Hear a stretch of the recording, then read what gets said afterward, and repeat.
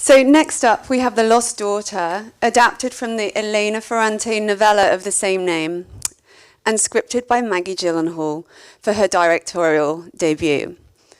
The story follows a late 40s woman leader played by Olivia Colman. Her solo holiday in Greece goes horribly awry when she meets a young mother, Nina, played by Dakota Johnson, and is traumatized by memories of her own struggles to be a mother. A situation we see in flashbacks with leader played by Jessie Buckley. So of course you've seen Dakota in everything from Suspiria to the Peanut Butter Falcon to the High Note.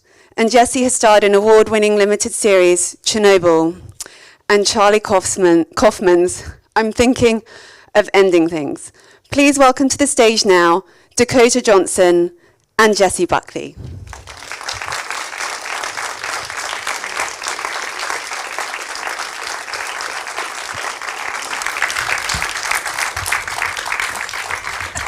Welcome.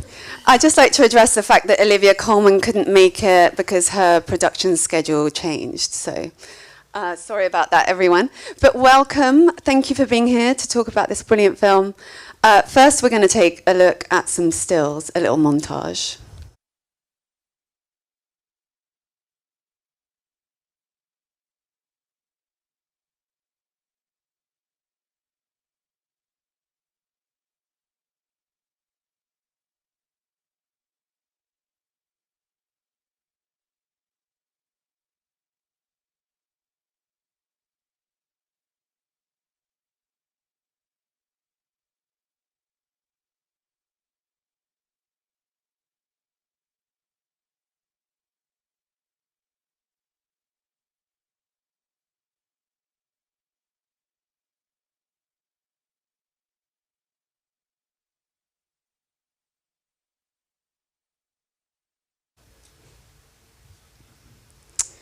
So that was an amazing location on the island of Spetses in Greece. Tell me a little bit about the experience of shooting in COVID on the island, because originally it was supposed to be shot in New Jersey. So what did that sort of add to it, that you were isolated on this island and you're kind of playing this very well, Dakota, you're in a very kind of insular family in the film. And then Jessie, you're in a kind of very separate film within the film. So what was that experience like? It was pretty annoying because we didn't, I mean, it wasn't annoying, it was very beautiful. What was annoying was that Jessie and I didn't really we didn't work together at all, and then we really fell hard in love with each other real fast, and then she left. So, like in the film. Exactly. And I'm the child. But it was amazing because Spetses is such a small island, so we all we quarantined, and then we just sort of were together all the time, and at night we'd have dinners together, and it felt insular in a really good way. It was informative, I think, for the work, and everyone, it was so dreamy. It was crazy. We'd go swimming after work every day, just jump in the water, and the food was ridiculous to be experiencing that during I now lockdown. only want to do a film in Greece on an island. Yeah, it's on her rider. FYI, if there's anybody. So the subject matter of the film is it's kind of groundbreaking. It's really bold. We're talking about women, their genuine struggles with being a parent, and it's very honest. And I believe Maggie, having read the original novella, had said, this is something that we don't talk about. Let's make people see it. How did you guys feel about that topic and kind of really digging into it? And was it something that really attracted you to this story? Yeah. Well, it kind of was so unnervingly honest, but so I felt like I knew all of those women, and we are all of those women, and actually how thrilling to be able to say it out loud, really, and scary, and you kind of want to be provoked by a question. And in the book, it was kind of pushing those boundaries and in the script as well. And yeah, I think what Maggie has done is something really raw and honest, and I haven't seen a film or read a script which expresses the truth of what it is to be a woman and a mother and an artist, and also kind of to dissolve what our prejudices of what, or expectations of what that is, and that it's not something singular. Like, actually, to be a good mom could be lots of things, you know. Maybe you do need to be a woman in the world, and to, like, maybe that's the best mothering you can give your child, not being somebody who's smaller in themselves. So it was so fulfilling to step into something full like that and complicated like that, and find the beauty in that as well. Yeah, I think it was, I feel like so often you, as a female actor, you're in these roles that are, you're trying to be so something, and so something enticing, and something like attractive, or, you know, sexy, or whatever, boring.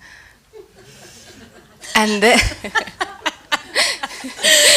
and this was like really raw and like open and messy, and it felt so human, and it felt like not a lie. It felt like the truth of being a human woman, and it's so complicated. I mean, I'm just saying what Jessie said in different words, but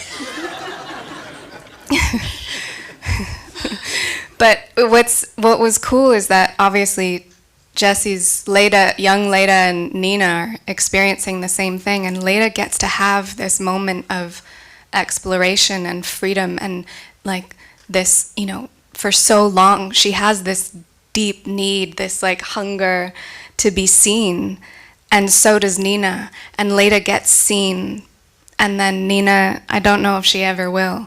And that's so much a truth of humans in the world. Like, that's what's heartbreaking about it, is some people just are trapped in their loneliness and in their fear and in their, like, you know, Nina sees Leda and sees, oh my God, is there more for me? Can I be that? Can I learn?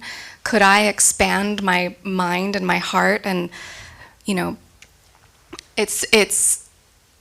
there's a moment in the movie where Leda says that she left and that it felt amazing, and Nina says that doesn't feel amazing, but what she means is, or that doesn't sound amazing, but what I think she means is it does. And that's like, you could never say it out loud, and it's just so truthful. So Leda sees so much of herself in Nina, I think, and that's what sort of sparks the memories and the sort of trauma to come back. Or at least she's trying to warn Nina of what to expect, and feels some kind of protectiveness over her. What were the conversations with Olivia like to kind of create that connection? For me? We didn't really talk about it. There wasn't a lot of that. Everybody just kind of fit in to each other very well, and we would play, and it was, you know, women have this really special gift to be able to have like 1 million different vibes between them at all times. You could, you know, women can just stare at each other, and there can be so many things going on. Like, you know, with Leda, there's moments where you're like, are they gonna fight? Is she gonna murder her? Are they gonna have sex? Like, what's going on between these two? And it's this sort of silent acknowledgement of each other. And I think that's like one of the most beautiful things of being a human. And Maggie really, really captures that well with all of these characters. And Jessie, you obviously are playing a younger version of Olivia's character. So at the risk of being, you know, you not having talked about that either, I'd really like to know if you and Olivia had that kind of discussion, or any kind of, how do we present the same person at in different decades? The extent of our research went as far as 9 bottles of rosé, a sing-song, and who could come up with the dirtiest Italian phrases. And maybe an accent, and that was it. We didn't talk about it really. Yeah. That was probably enough, we right? didn't need to, you know, like, you have different chapters in your life, and it would have been, I think it would have done a disservice to Leda as a character if we had pigeonholed her into being something singular, you know. Olivia is in a very different kind of narrative space in herself than my Leda was in. And that's interesting. It really is. Well, unfortunately, we've run out of time. I could talk about this film for ages, but thank you both so much for being here. I really appreciate it, and congratulations. Thank you. Thank you.